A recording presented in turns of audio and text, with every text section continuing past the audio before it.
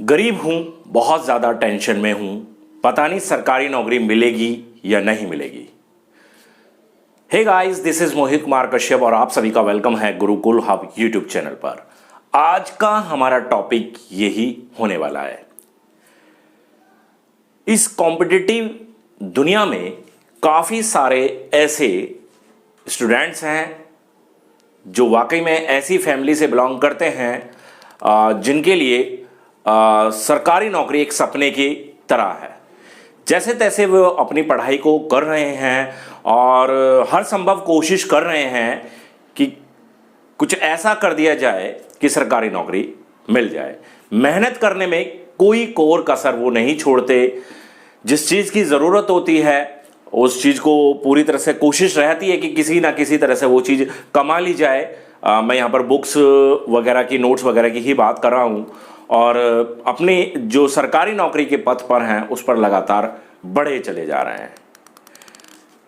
लेकिन एक समस्या ये है, एक गरीब इंसान के लिए, एक गरीब इंसान या फिर वो इंसान जो गांव में रह रहा है ना, सारी सुख सुविधाओं से दूर, है ना, क्या उसके लिए पॉसिबल है, एक स्थिति ऐसी पॉसिबल स्थिति बन पाती है कि वो एक सरकारी नौकरी ले पाएगा, है ना। तो आज की इस वीडियो में मैं आपको वही चीज आपके सामने रखूंगा और वही चीज आपके सामने डिस्कस करूंगा कि एक गांव में रहने वाला या एक गरीब फैमिली से बिलोंग करने वाला स्टूडेंट कैसे अपने सपनों को पूरा कर लेता है। गरीब फैमिली से बिलोंग करने वाले एक स्टूडेंट के लिए सारी किताबें, नोट्स, कोचिंग, है ना, टेस्ट सीरीज वगैरह, ये सारी चीज़ें जुटाना बहुत आसान काम नहीं होता है ना। कुछ बच्चे कोशिश करते हैं, खुद कुछ ऐसे काम करते हैं, पार्ट टाइम जॉब करते हैं या कहीं मेहनत मजदूरी करके या जैसे भी कोई छोटी मोटी नौकरी करके अपनी पढ़ाई को बरकरार रखते हैं, है ना।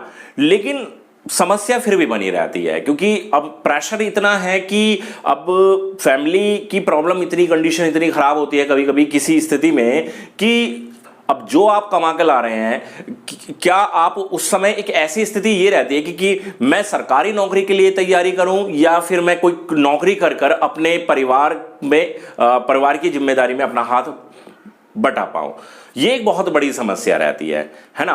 तो अगर आप पारिवारिक जिम्मेदारी को समझते हैं, जो आपके मम्मी पापा मेहनत कर रहे हैं उनके साथ हाथ मिलाकर आप भी जा रहे हैं, किसी नौकरी को कर रहे हैं या मेहनत मजदूरी जो भी कर रहे हैं, है ना, उसमें इन्वॉल्व होना चाहते हैं, तो कहीं ना कहीं आप सरकारी नौकरी की जो तैयारी कर रहे हैं उसके सपने को आप वहां पर आपको भूलना पड़ता है। ऐसी स्थिति काफी सारे स्टूडेंट्स के सामने आती है। और अगर आप माँ बाप के साथ अपने हाथ नहीं बटा पाएंगे और केवल फोकस कर देंगे सरकारी नौकरी पर, तो वहां पर भी हमें कहीं कहीं ये फील होने लगता है कि कहीं ना कहीं हम अपनी जिम्मेदारियों से भाग रहे हैं। तो एक यहां पर स्थिति, एक डाउट वाली, एक कंफ्यूजन वाली स्थिति स्टूडेंट्स के माइंड में हमेशा रहती है और इसी कंफ्यूजन की वजह से कई बार वो अपने राह से भटकते नजर आते हैं और जो सरकारी नौकरी की तैयारी उसके लिए लगातार संघर्षरत रहते हैं और संघर्ष करते करते ऐसे ही जिंदगी गुजर भी जाती है।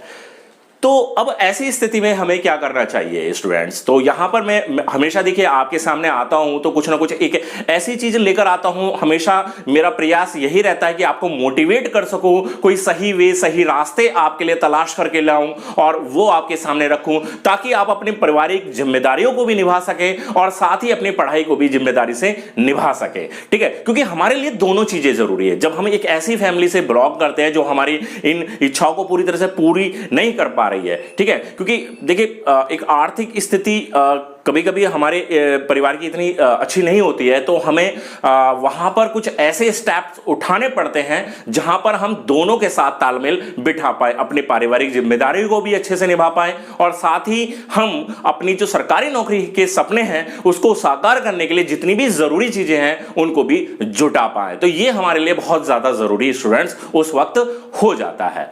तो देखिए यहां पर हमारे पास काफी सारे ऐसे ऑप्शंस हो सकते हैं। देखिए सबसे बड़ा ऑप्शंस है, यहां पर मैं सबसे बड़ी बात करूंगा कि आप अगर इस किसी ऐसे ही फैमिली से बिलोंग करते हैं जो गरीब है वाकई में और आप सरवाइव नहीं कर सकते पूरी तरह से अपनी एजुकेशंस को, आपकी आर्थिक स्थिति मजबूत नहीं है, तो उस वक्त में आप कुछ पार्ट टाइम काम कर सकते हैं। पार्ट टाइम काम में अगर मैं कहूं तो सबसे पहले आप टीचिंग की तरफ जा सकते हैं, है ना। आप 5th क्लास 8th क्लास तक बच्चों को को पढ़ाइए, 10th क्लास तक बच्चों को पढ़ा सकते हैं, है ना, इतना मुश्किल नहीं है भाई। जब आप अपने खुद की सरकारी नौकरी की तैयारी करने के लिए जा रहे हैं तो वाकई में आप माइंड से डेवलप हैं, तभी तो आप तैयारी की सोच रहे हैं। अगर आप 8वीं तक या 10वीं तक के बच्चों को पढ़ा लेते हैं तो उससे आपका क्या होगा, आप उतना अर्निंग कर सकते हैं कि आप अपना खर्चा उठा पाएं, और साथ ही थोड़ा बहुत खर्चा, थोड़ा बहुत पैसा आप अपने घर वालों को भी साथ हेल्प कर सकते हैं वहां पर उस सिचुएशन में। तो ऐसा नहीं है कि वो नहीं मिल पाते, देखिए कोशिश करते हैं तो हर चीज मिलती है। इस चीज को मैंने अपनी एक लास्ट वीडियो में भी आपको बताया था,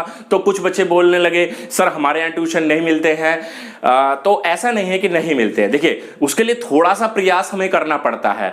आपके एरिया में अगर नहीं मिलते हैं तो आप छोटे पॉम्पलेट्स बना सकते हैं, छोटे पॉम्पलेट्स बना सकते हैं अपने हाथ से लिखकर, पेपर पर लिखकर, अपना मोबाइल नंबर या डालकर कहीं अपने गांव में जहां पर भी आप रहते हैं, पंचायत घर होगा या कोई भी ऐसी जगह होती है, बस स्टॉप होगा, वहां पर उसको चिपका दीजिए, या कोई मुख्य ऐसी जगह होती है जहां पर लोग ज्यादा इकट्ठे होते हैं तो वहां पर उस चीज को चिपका दीजिए। मैं कहता हूं कि अगर लोग बाग पढ़ेंगे तो 10 12 20 बच्चे इकट्ठे करना कोई बहुत बड़ी बात नहीं होगी, है ना, तो उतने से आपका खर्चा निकल सकता है, मैं ये कह सकता हूं।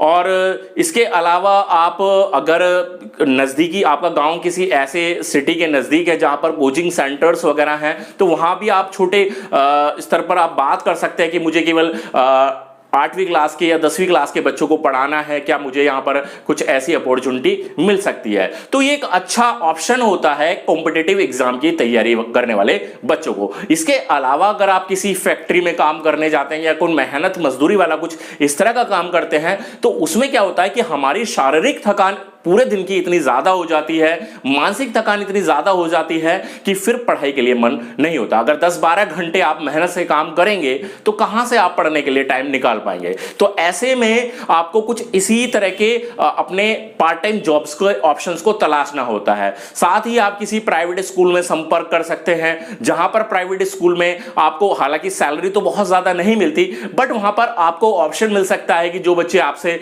स्कूल में पढ़ते हैं वो आपको ऑफर दे सकते हैं कि सर हम आपसे ट्यूशन पढ़ना चाहते हैं। तो वहां पर भी 20 25 30 तक बच्चे आराम से आप इजीली अपने लिए तैयार कर सकते हैं और अपने परिवार के लिए एक कुछ बेहतर कर सकते हैं, है ना। तो ये एक शुरुआत है। देखिए शुरुआत में मैं आपको अपनी सच्चाई बताऊं तो देखिए यहां पर शुरुआत में मैंने मात्र 1350 रुपए से कोचिंग स्टार्ट किया था। जी हां, सबसे पहले मैं जब गया था एक कोचिंग सेंटर के अंदर तो मुझे पढ़ाना था, तो मुझे वहां पर एक क्लास मिली जिसमें 8 ही बच्चे थे। कॉम्पिटिटिव एग्जाम की तैयारी कराने के लिए गया था, हालांकि वहां पर केवल 8 बच्चे थे और वो यूपी पुलिस की एग्जाम की तैयारी कर रहे थे। तो एक महीने के बाद जब मैंने उनसे पेमेंट लिया तो मुझे मात्र 1350 रुपए मिले थे।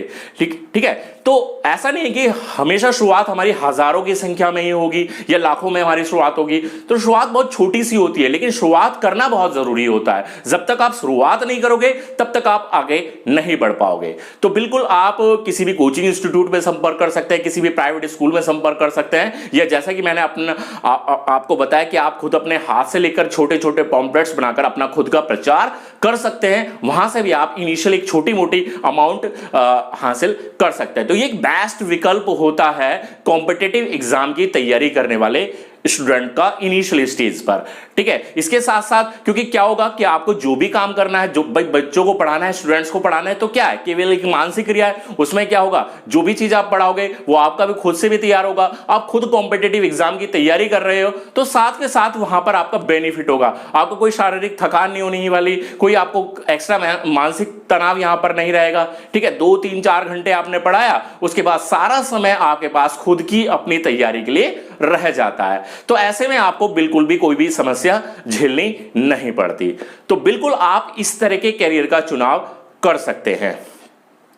इसके अलावा अगर मैं कोई भी काम बोलूं तो देखिए किसी भी काम में होता क्या है कि जब भी आप किसी फैक्ट्री में या कहीं भी, मैं कहता हूं अकाउंटेंट का भी काम आप करते हैं, चलिए मान लीजिए आपने कोई लेबर टाइप का काम नहीं भी किया, अकाउंटेंट टाइप का अकाउंट संभालने का ही काम किया या कंप्यूटर रिलेटेड ही काम किया, तो वहां पर भी कहीं ना कहीं आपके टाइम बहुत ज्यादा कंज्यूम हो जाएगा। क्योंकि कोई भी प्राइवेट नौकरी आप करते हैं तो वहां 3 4 5 घंटे के लिए आपको कोई नहीं रखने वाला, है ना। मिनिमम से मिनिमम 8 10 घंटे 12 घंटे तक की वहां पर वो आपसे डिमांड करेंगे। और जब 10 12 घंटे आप नौकरी करके आएंगे तो फिर उतना बेहतर आप अपनी प्रिपरेशन को समय ना दे पाएंगे, ना ही आपका मन होगा, ना ही आपका शरीर जवाब देगा और ना ही आपका मानसिक स्तर उस लेवल पर काम कर पाएगा। तो उस चीज को आप थोड़ा सा अवॉइड करके देखें और जो मैंने बताया कि उसको आप पहले प्राइमरी तौर पर प्रेफरेंस देकर चले तो डेफिनेटली आप अपनी राह पर एक सही ट्रैक पर आगे बढ़ पाएंगे। देखिए स्टूडेंट, जैसे कि मैंने बताया कि गरीब हूं, टेंशन बहुत है, सरकारी नौकरी नहीं मिल रही है, पता नहीं मिलेगी कि नहीं मिलेगी, ऐसा नहीं होता।